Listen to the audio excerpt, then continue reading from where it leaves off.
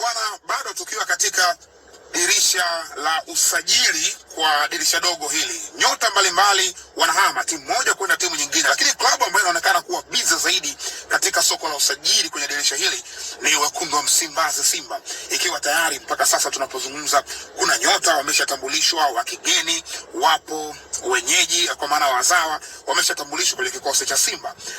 Sasa hivi bado kuna taarifa za kuhusishwa na nyota wengine mbalimbali zinaendelea.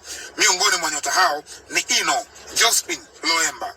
Huyu ni mchezaji ambaye anatokea kwenye kikosi cha Colombe Sportive ya kule nchini Cameroon.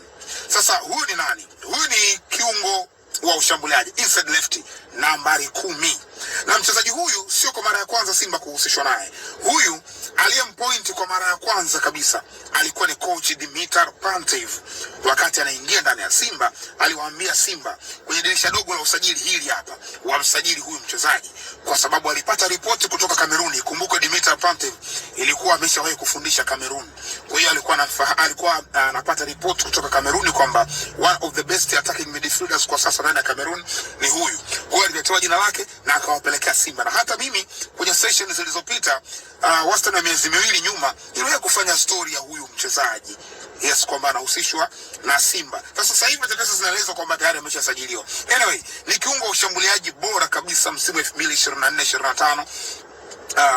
Alifanya kazi kubwa sana ya kwenye kikosi cha Colombe Sport. 23-24 wanabeba ubingwa wa ligi kuu ya Cameroon Elite 1 Premier League ya Cameroon. Lakini ni nyota ambaye anacheza kwenye national team ya Congo Brazzaville na alikuwepo katika mechi dhidi ya Tanzania ambayo tulicheza miezi michache iliyopita hapa.